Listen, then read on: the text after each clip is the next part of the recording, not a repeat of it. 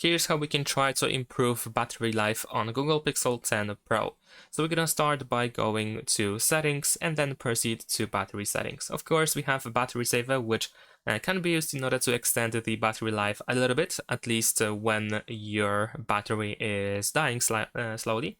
And if you still need some time before you can start charging the battery again. So we can go over here and of course manually enable and disable battery saver. We also have extreme battery saver that will give you even more time. We can tap on this setting on the right side in order to choose essential apps that will be available when using the extreme battery saver. There is also adaptive battery option, which should be enabled. I believe it is actually enabled by default, so most likely you don't have to check that option. But just to be sure, of course, we can double check to make sure that it is enabled. There is also schedule and reminders for the battery saver, so we can enable automatic battery saver that will be enabled at the selected battery percentage and also disabled, for example, at 90%. Unfortunately, this option cannot be really adjusted, but this one can be adjusted, so you can choose to, for example, automatically enable battery saver at 30, 40, etc.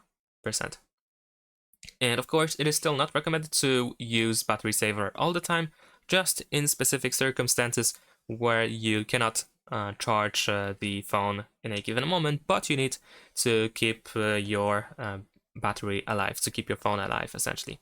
So, besides that, we can also go to battery health, and then over here we have, for example, charging optimization, which is also recommended to use. At least you should use the adaptive charging, which allows you to limit the battery charging to 80%, and then the phone can learn the charging patterns when you charge your phone and when you stop charging your phone, and then based on that information, once it collects enough data, then the phone can limit the charging to 80%, like I mentioned, and then start charging to 100% 1 hour in advance before you unplug your device. Now, of course, this might take some time before the phone can learn the pattern, etc. So you might have some issues with the battery being stuck at 80% for some time, or the battery not being able to be limited to 80%, etc. So you can just give it a time in order to try to let the phone learn those patterns. And besides that, we have limit to 80% option, which is like an alternative that just straight up limits to 80% and only once or twice a week, once every 1 or 2 weeks, the phone can still charge to 100% in order to maintain battery level reporting accuracy. But this one is definitely the most recommended one if you just care about improving the battery life and prevent quick battery aging, or just slow down the process of battery aging, because nowadays batteries on smartphones are built in a way that the perfect percentage for a battery is between 20 and 80%, which means that you start charging when the battery has 20% and you stop charging at 80%.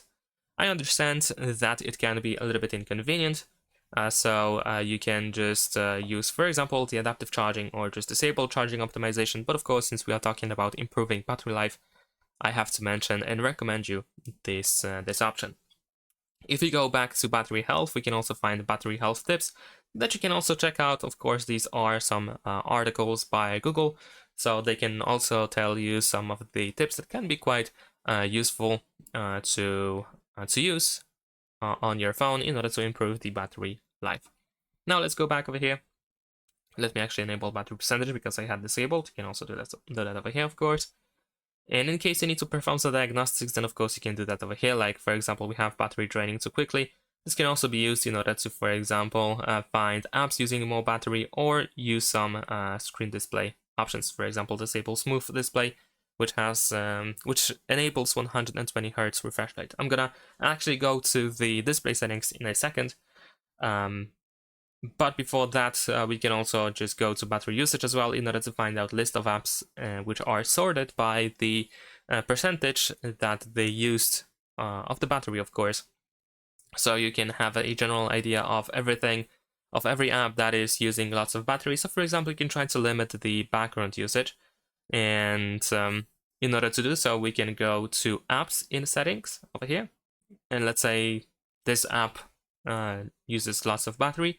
So I can go to app battery usage and I can, for example, disable background usage or just restrict set to optimize the background usage, which usually is selected. The optimized option is usually selected by default, but of course, in case it is not, then you can fix that. Or like I said, just completely disallow background usage.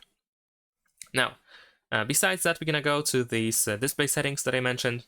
Over here we have the screen brightness. Of course, the more brightness we use, the more battery we use as well. And therefore, it is recommended to use adaptive brightness, or also known as the automatic screen brightness, which allows you to automatically adjust the screen brightness to the environment. And besides that, we have, for example, always on display, which is of course a pretty cool feature, but it definitely drains the battery quite a bit. And besides that, we can also find screen timeout, and generally speaking, long screen timeout uses more battery because the display is enabled for a longer time. So it is recommended to set it to 30 seconds or 15 seconds even, if it doesn't bother you. We can also find adaptive timeout and screen attention, and both of these options also increase the battery consumption. So you have to keep that in mind, that while these features are quite useful to use for daily usage of the phone, they do indeed increase the battery usage. So you can consider turning them off if they are enabled. Dark theme also can be used in order to improve battery life. Of course, these options that we have in display settings, generally speaking, when we talk about them individually, they do not have that large impact on the battery life. But collectively, they can definitely help you save the battery quite a bit.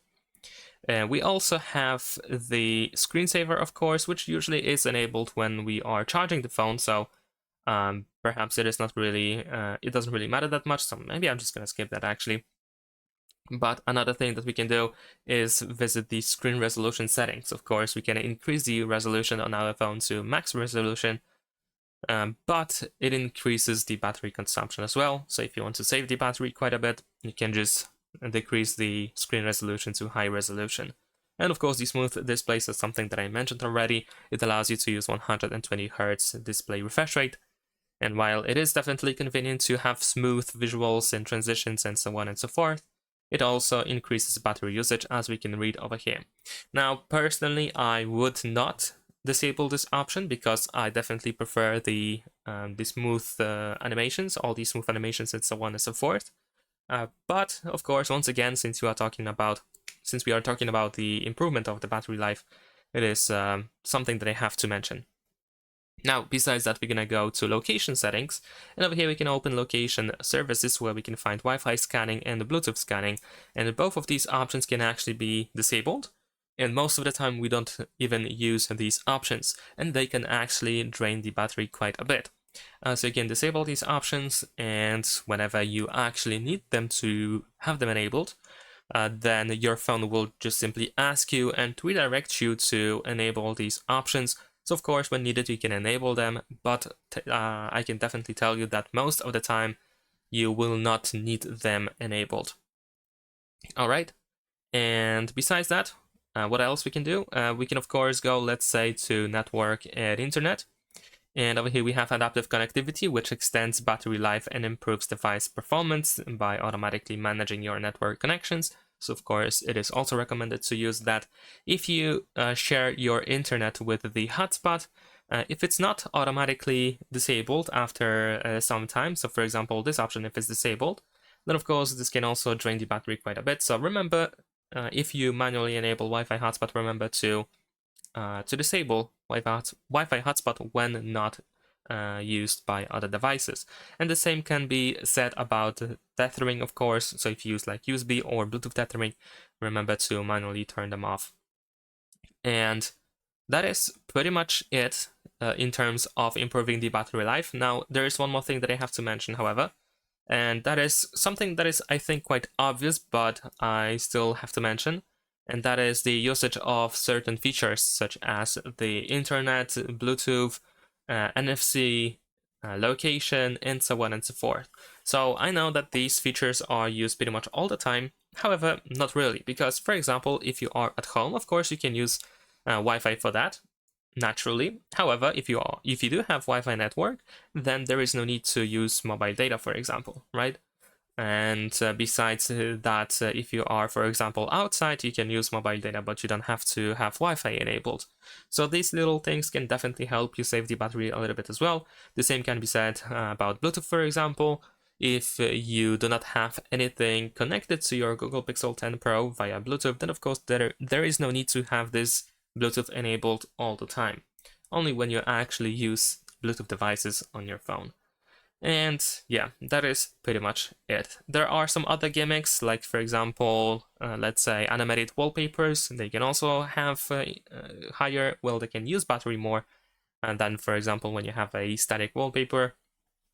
And for example, like gaming, watching videos, lots of videos, etc. Of course, and this also uses battery quite a bit. So yeah, just have to keep that in mind that these features and these things can increase the battery life, so you want to limit that or prevent that completely if possible. And that is all. Thanks for watching, leave a like and subscribe.